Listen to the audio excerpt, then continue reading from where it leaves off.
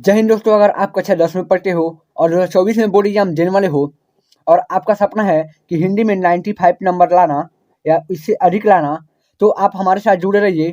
हम आपको इस वीडियो में ऐसा झांसू ट्रिक बताएंगे जिससे आप हिंदी में आसानी से 95 नंबर या उससे अधिक नंबर ले सकते हैं। ठीक है दोस्तों, तो इस वीडियो में हम लोग देखने वाले हैं हिंदी में 95 नंबर लाने का झांसू ट्रिक। ठीक है दोस्तों, और ये ट्रिक केवल उन्हीं बच्चों के लिए है जो अभी तक कुछ भी नहीं पढ़े हैं।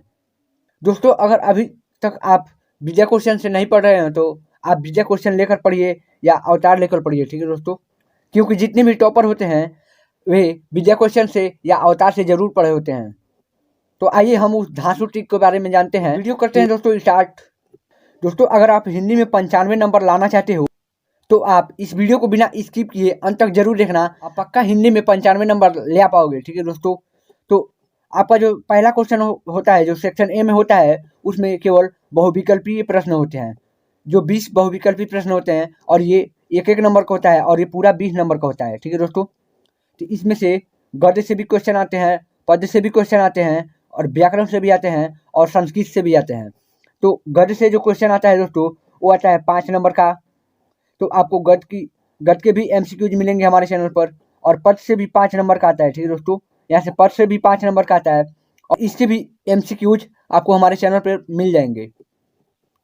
और व्याकरण से दोस्तों यहाँ से 8 नंबर का पूछेगा, 8 नंबर का या 7 नंबर का पूछेगा, और 2 से 3 नंबर का जो है वो संस्कृत का पूछेगा। ठीक है दोस्तों, 2 से 3 नंबर संस्कृत का पूछेगा और 7 से 8 व्याकरण का पूछेगा, 5 पद का पूछेगा और 5 गद्य का पूछेगा। तो ये मिला के 20 हो गए और आपका 20 नंबर बिल्कुल पक्का हो जाएगा। ठीक है दोस्तों, आप MCQs पढ़ते रहना और हमारे चैनल पर डेली MCQs अपलोड किए जाते हैं, तो आप उससे MCQs जरूर पढ़ते रहना। अब इसके आगे है दोस्तों जो गद्यांश और पद्यांश आता है। गद्यांश और पद्यांश आता है दोस्तों वो 12 नंबर का आता है, 6 नंबर गद्य से और 6 नंबर पद से। तो 6 नंबर गद्य, इसमें मात्र हम आपको बताएंगे 3 चैप्टर आप पढ़ के बोर्ड में आप इसमें गद्यांश वाले में जो गद्यांश का क्वेश्चन पूछा है आप उसमें 6 नंबर पक्का पाए होगे। ठीक है दोस्तों, ये गद्य से 6 नंबर का और पद से भी 6 नंबर का आता है। ठीक है दोस्तों, तो आप केवल 3 चैप्टर को पढ़कर आप गद्यांश को सॉल्व कर देंगे और 6 नंबर प्राप्त कर लेंगे। तो सबसे पहला है दोस्तों मित्रता। आपको मित्रता, जी हाँ दोस्तों, यह बहुत ही इंपॉर्टेंट है। आपको मित्रता कहानी जरूर ही पढ़ के जाना है।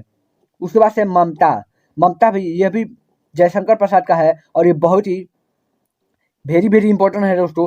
आप इसको जरूर पढ़िएगा, इससे भी क्वेश्चन बहुत ज़्यादा आता है। और एक है अजंता, जो तीसरा है दोस्तों वो है अजंता से भी क्वेश्चन पूछ लिया जाता है। 3 चैप्टर से बाहर एक भी क्वेश्चन नहीं आएगा आपको। ठीक है दोस्तों, इन 3 चैप्टर से बाहर एक भी क्वेश्चन आपका गद्यांश का बाहर नहीं आएगा। तो मित्रता पढ़ना है आपको, ममता पढ़ना है और अजंता पढ़ना है।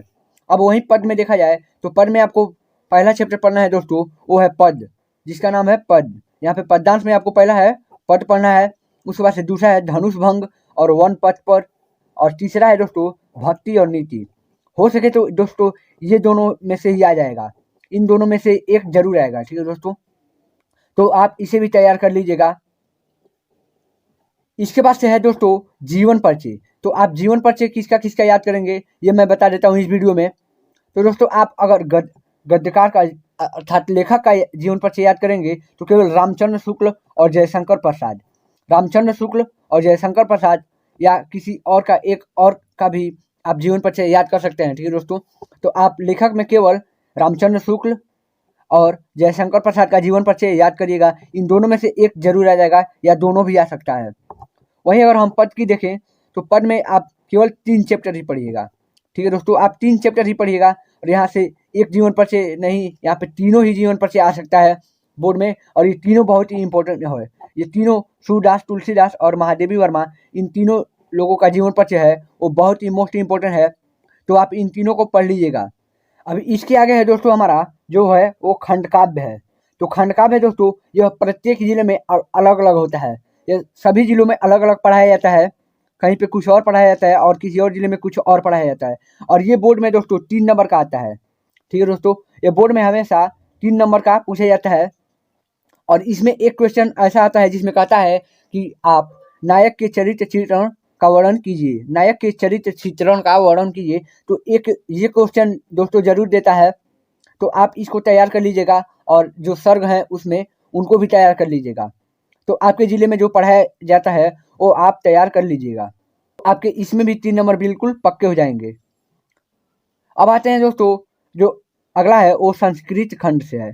तो संस्कृत खंड से दोस्तों एक श्लोक वाला आता है। तो श्लोक में आपको याद करना है दोस्तों, वो भी 5 नंबर का होता है, श्लोक वाला 5 नंबर का होता है।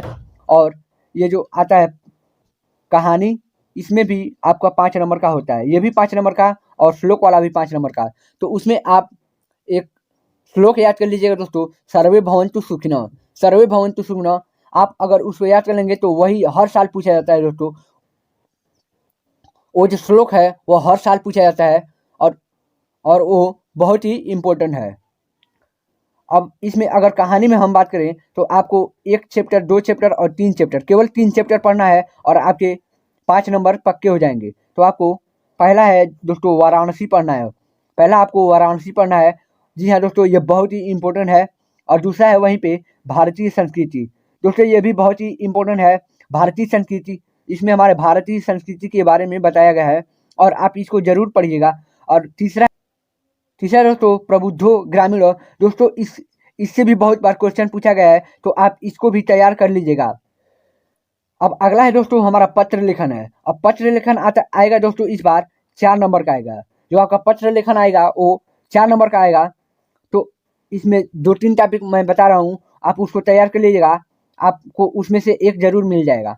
तो यहाँ अपने आसपास की अस्वच्छता को दूर करने के लिए, ठीक है दोस्तों, पहला अगर जो आएगा वो अपने आसपास की अस्वच्छता को दूर करने के लिए, अर्थात आप अपने गांव में सड़क बनवाने के लिए, नाली बनवाने के लिए या कुछ और करने के लिए।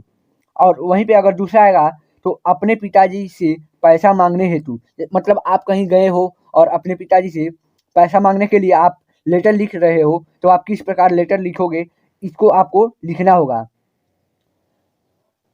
अब वहीं पे हमारा अगला टॉपिक है दोस्तों, जो है वो निबंध का है। ठीक है दोस्तों, जो हमारा अगला टॉपिक है वो है निबंध का। और ये निबंध दोस्तों 7 नंबर का निबंध जो है पूछा जाता है।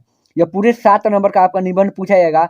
और अगर आप इसको कम से कम दोस्तों 3 से 4 पेज में लिखते हो तो आपको 7 नंबर पूरा मिलेगा। ठीक है दोस्तों, आप अगर 3 से 4 पेज लिख दोगे, 3 से 4 पेज लिख दोगे तो आपको 7 नंबर पूरा का पूरा मिल जाएगा। ठीक है दोस्तों, और अगर आप टॉपिक जानना चाहते हो कि निबंध में क्या क्या आएगा, तो डिस्क्रिप्शन में एक लिंक है जिसको क्लिक करके आप देख सकते हो कि कौन कौन सा निबंध आएगा। मैंने ऑलरेडी एक वीडियो बना दिया है, तो आप उसको जा करके देख लीजिएगा। ठीक है दोस्तों, तो यहाँ से आपके निबंध में भी 7 नंबर पक्के हो जाएंगे और यहाँ से पत्र लेखन में भी 4 नंबर पक्के। और संस्कृत खंड से जो मैंने श्लोक बताया है दोस्तों, वो आपका 5 नंबर का आएगा, सर्वे भवन्तु सुखिनः, सर्वे भवन्तु सुखिनः। अगर आप इसको अच्छे से तैयार कर लेंगे दोस्तों तो ये आपका 5 नंबर जरूर दे के जाएगा। ठीक है दोस्तों, इसलिए आप इसको सर्वे भवन्तु सुखिनः, इस श्लोक को आप एकदम अच्छे से पढ़ लीजिएगा। ठीक है दोस्तों, तो जय हिंद दोस्तों। अगर आपको हमारा ये वीडियो अच्छा लगा है तो अपने दोस्तों के पास शेयर जरूर करें और हमारे चैनल को सब्सक्राइब जरूर करें और साथ ही साथ वीडियो को लाइक करना ना भूलें। तो मिलते हैं अगली ऐसी वीडियो में, तब तक के लिए जय हिंद दोस्तों, वंदे मातरम।